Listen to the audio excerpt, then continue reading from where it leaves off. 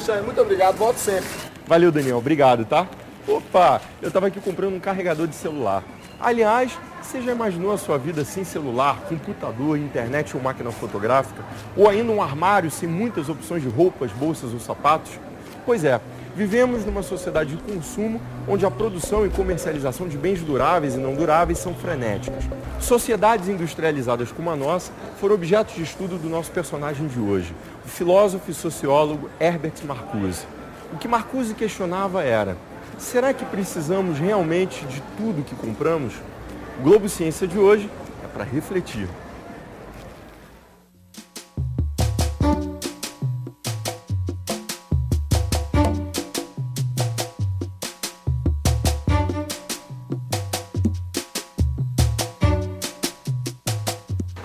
Eu estou em Belo Horizonte, num dos principais shoppings populares da cidade.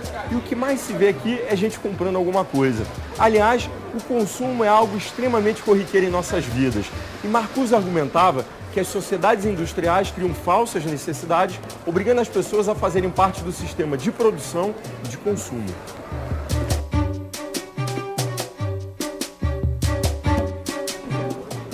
E de acordo com o nosso personagem, uma série de fatores como comunicação de massa, cultura, publicidade e o modo de pensamento contemporâneo ajudam a reforçar o sistema existente.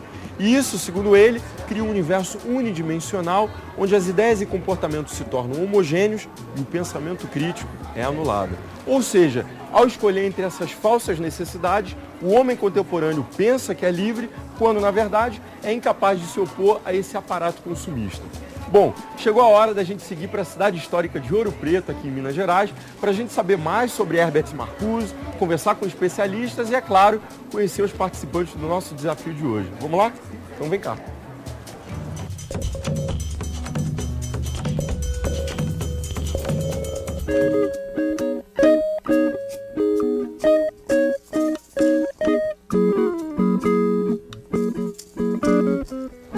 Eu estou aqui na Universidade Federal de Ouro Preto, a UFOP.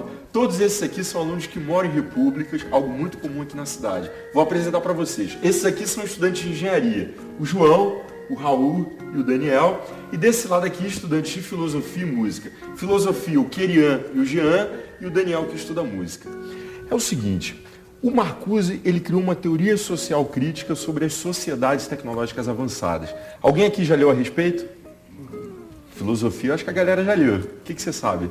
Que é um crítico da reificação, né? Da transformação das coisas no mundo da vida em objeto de consumo. Bem, o desafio de hoje pode até parecer brincadeira, mas há um conceito por trás que mostra muito bem o que Marcuse queria dizer. Então a ideia é o seguinte: eu vou a cada república e vocês já comecem a pensar de antemão objetos que vocês considerem indispensáveis para a vida de vocês.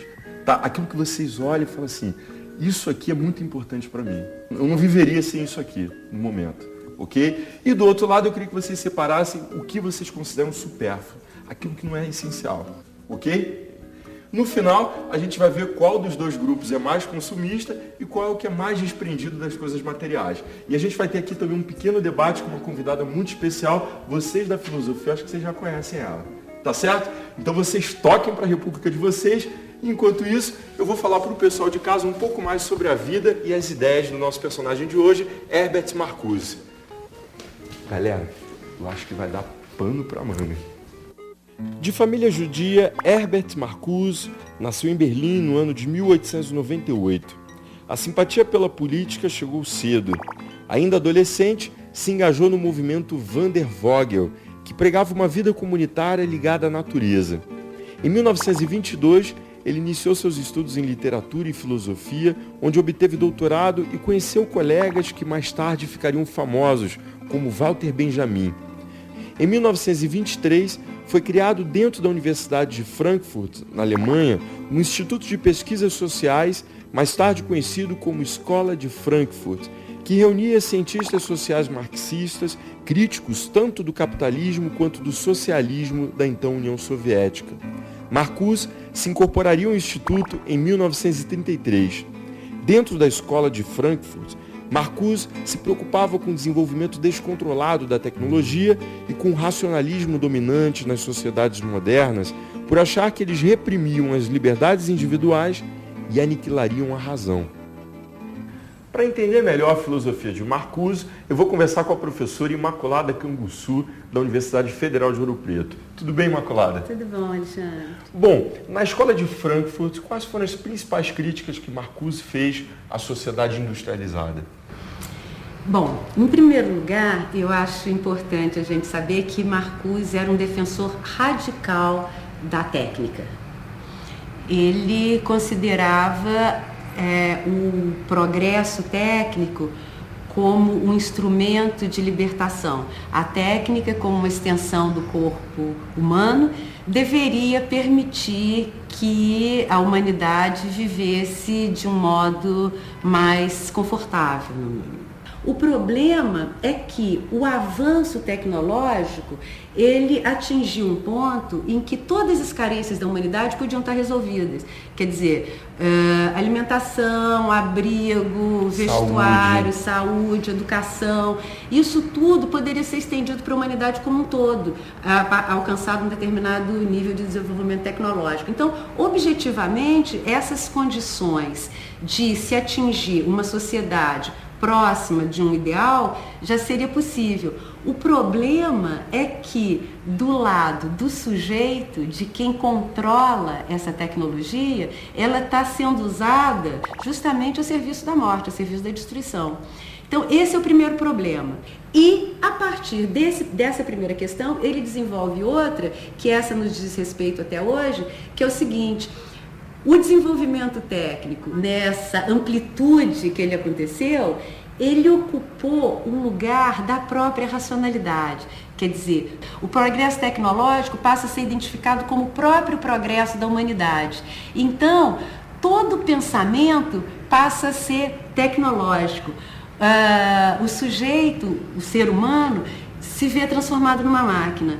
Ele pensa como uma máquina, ele tem que funcionar bem, sem deixar arestas, deixando o mínimo de restos possível, da maneira mais eficiente e mais científica. O ser humano passa a ser uma peça a mais na máquina, na linha de montagem. E isso se dá com a perfeita anuência dos próprios sujeitos. Então, o modo como a tecnologia é empregada faz com que o homem seja máquina e pense como máquina. Essa que era a grande questão. Essa que era a grande questão. E aí tem uma coisa interessante que eu gostaria de dizer, porque envolve um pouco pensadores brasileiros também.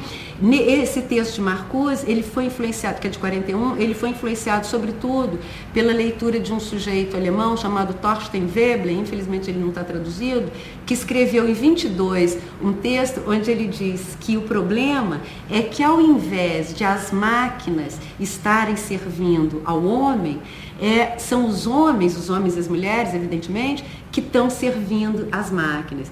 E esse texto, ele aparece mencionado, ou aparece para mencionar esse problema, em Sérgio Buarque de Holanda, nas Raízes do Brasil, e em Oswald de Andrade, na Marcha das Utopias. Quer dizer, é interessante perceber que no Brasil também a questão estava sendo pensada. Agora, da mesma forma que ela foi deixada de lado exatamente pelo avanço tecnológico, e nos Estados Unidos e na Europa, também no Brasil isso ficou um pouco abafado. Mas já havia sido despertado aqui também.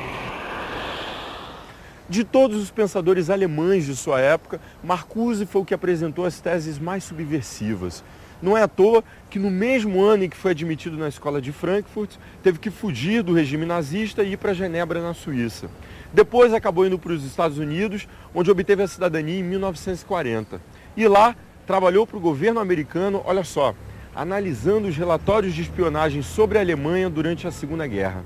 No próximo bloco, mais sobre Marcuse e seu engajamento político. A gente checa as pilhas dos nossos estudantes em um debate que tem tudo para pegar fogo. O Globo Ciência volta já já. Toma o seu cafezinho, eu vou beber o meu, daqui a pouco eu tô aqui. Até já.